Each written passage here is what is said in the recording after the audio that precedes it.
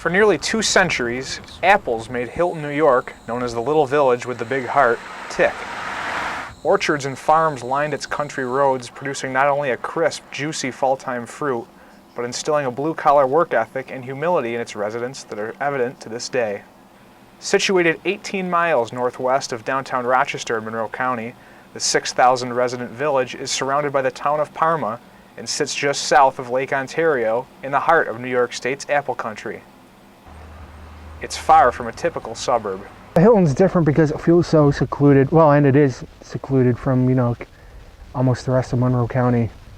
And it just really has that cliche small town feel. There's a few developments when you get into more downtown Hilton, but other than that, it's just a lot of farmhouses, a lot of farmland.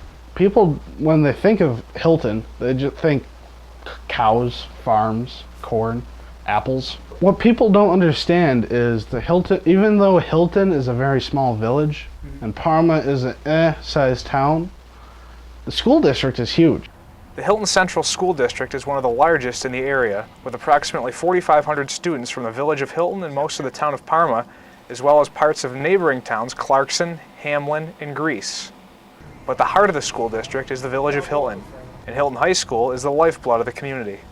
It's a large, comprehensive high school in a small town, small community feel, and the athletic program is, I believe, the center of that. I think it's that community feel and that really pride surrounding Hilton. I think in many communities that's lost, but it's still alive and well in Hilton.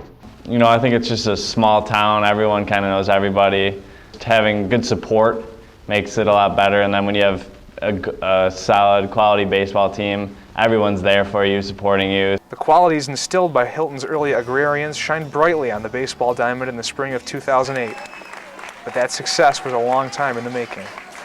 Compared to other schools, we're not in the news a lot for winning, especially in the bigger sports like football, baseball, basketball.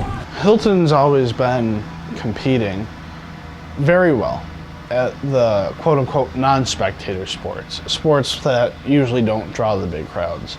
And while they've been winning our spectator sports, the footballs, the basketballs, the baseball, they really haven't produced.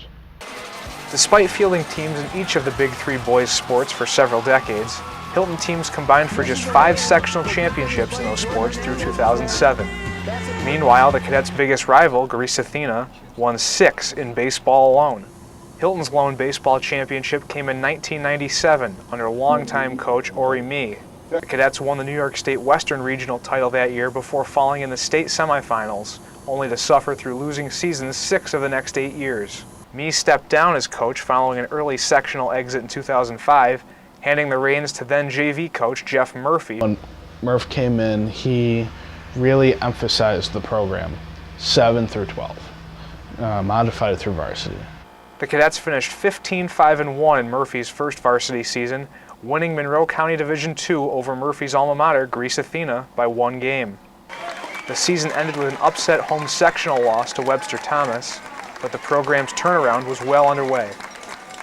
By the spring of 2007, things appeared headed in the right direction for all of Hilton's Big 3. Following strong seasons for the football and basketball teams, the Cadets baseball team advanced to the Section 5 Class AA championship game against the mighty Athena Trojans, a team with 2 major Division I recruits. Hilton faithful flocked to Frontier Field in downtown Rochester, hoping to see the Cadets knock off their biggest rival en route to a rare sectional crown. Athena broke a scoreless tie with 4 runs in the 5th inning. The Trojans held on to the 4-0 lead and won their 6th sectional championship since 1985. You got to think to yourself, how can we get back the next year? What do we need to do different? What do we need to do to work even harder so we can win that big game? It's one of those where you never want to feel like that, you never want to have that feeling again. And so we almost did whatever we could not to make that happen again. Behind rising senior captains John Schwind and Jeff Allen, who each made varsity as freshmen, the Cadets used the loss to fuel their fire for the next season. I felt comfortable again with the players we had, and we had strong work ethic on the team, and everybody liked each other, and I think that's the reason I really got better at the game. John Schwind was born to be an athlete. The youngest of his parents' 4 boys, Schwind excelled at any sport he played, from hockey to soccer to basketball, but baseball was his favorite.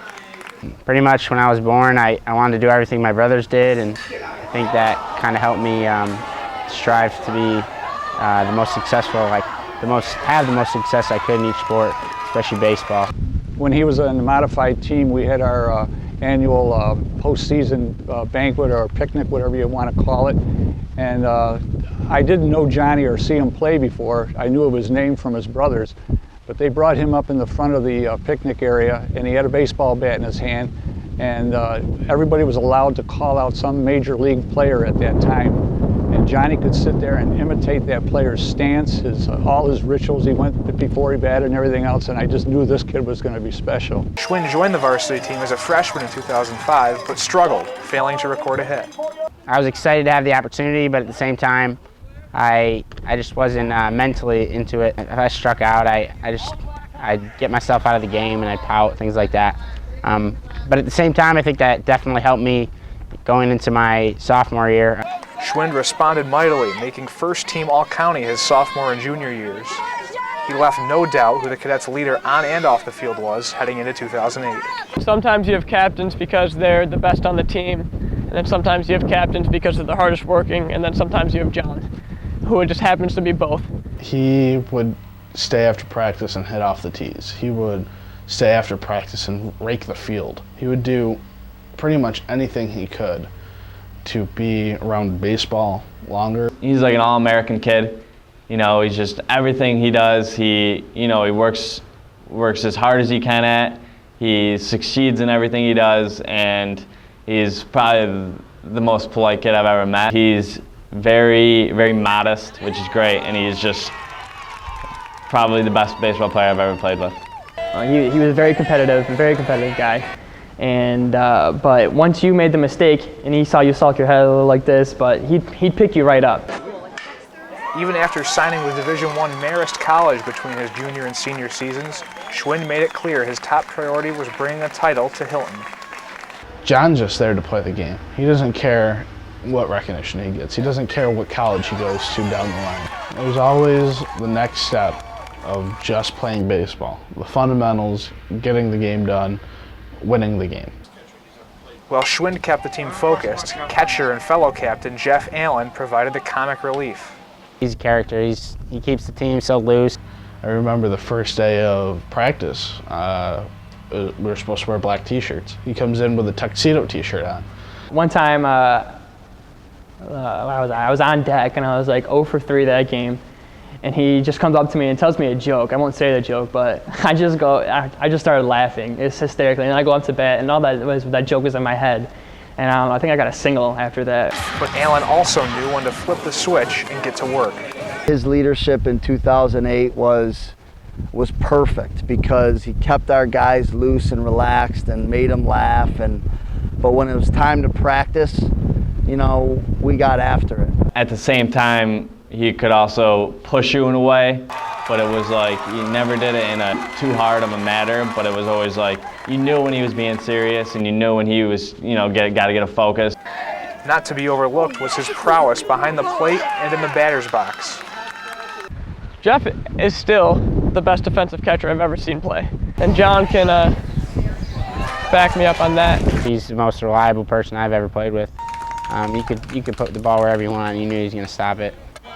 I think people really, some coaches really underestimated Jeff. He's a great player, but they really underestimated how good of a catcher he was. The contrasting styles of Schwind and Allen provided a dynamic that kept the team well balanced.